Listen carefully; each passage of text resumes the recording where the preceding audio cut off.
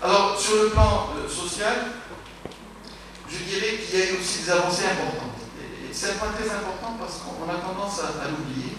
En matière d'éducation, on est en train de tendre vers la généralisation.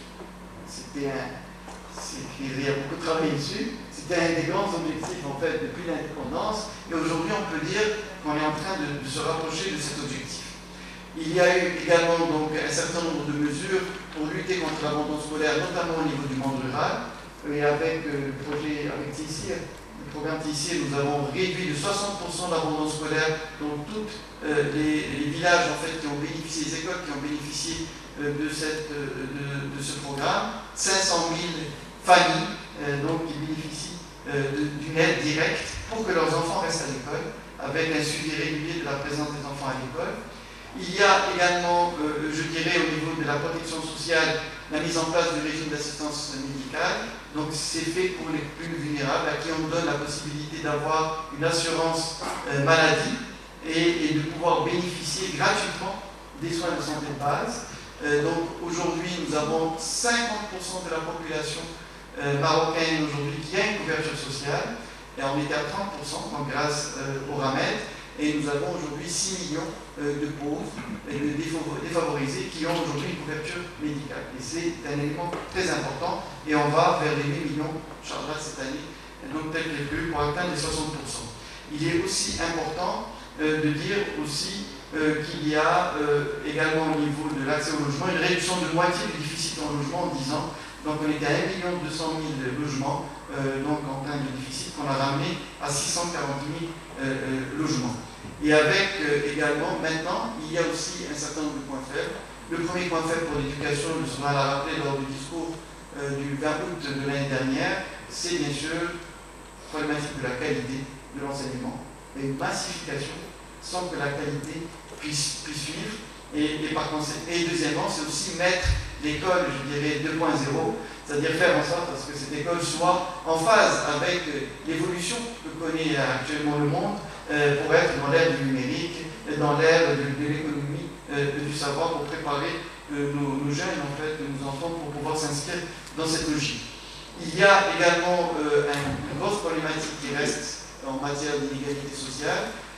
Certes, avec l'initiative nationale pour le développement humain, nous avons réduit les taux de pauvreté, on était à 15%, on est à 8,9% et ça continue à baisser. Donc il y a eu un élargissement aussi des classes moyennes, mais il n'en demeure pas moins que les écarts de revenus sont restés les mêmes. C'est-à-dire que les riches se sont enrichis encore plus. Et on est dans cette logique. Il ne s'agit pas d'appauvrir les riches, il s'agit uniquement de faire en sorte à ce que les écarts de revenus soient plus soutenables.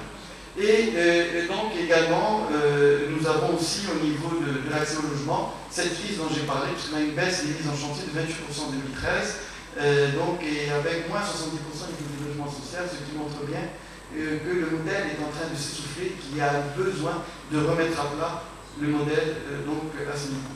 Au niveau du chômage, là, on peut dire que le taux de chômage est resté stable, mais l'élément le plus important sur lequel le Conseil a beaucoup mis l'accent, c'est sur le fait que le contenu en emploi de la croissance a baissé.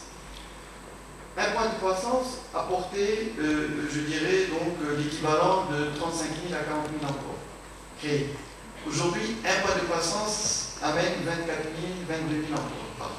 Donc, c'est lié bien sûr à la montée en gamme, parce qu'il y a quand même une amélioration de la productivité, et donc on est vers plus de mécanisation, mais ça n'explique pas tout. Et donc il y a un travail à faire aussi pour renforcer le contenu en emploi de la croissance au niveau de notre pays. Sur le plan environnemental, donc, il y a eu des avancées certaines avec la mise en place de la Charte nationale d'environnement, avec, je dirais, donc, un certain nombre, avec le lancement par le souverain, bien sûr, du chantier donc, très important qui nous place dans l'économie verte, avec notamment, je dirais, donc, le plan solaire, et également l'objectif d'atteindre 42% à l'horizon 2020 en énergie renouvelable, donc pour la production d'électricité.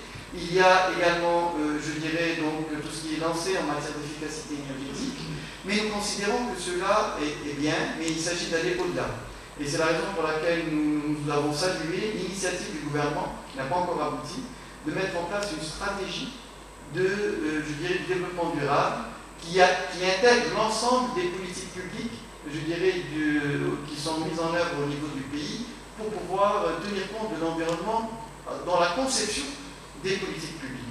Et il y a bien sûr aussi un effort à faire supplémentaire en matière d'efficacité énergétique et un effort à faire également au niveau de l'eau. C'est l'une des problématiques majeures que nous avons. Nous avons des baisses très importantes au niveau des nappes phréatiques, à Marrakech, dans la région du Sousse, etc. Et il y a besoin de mettre en place également un véritable plan d'efficacité en matière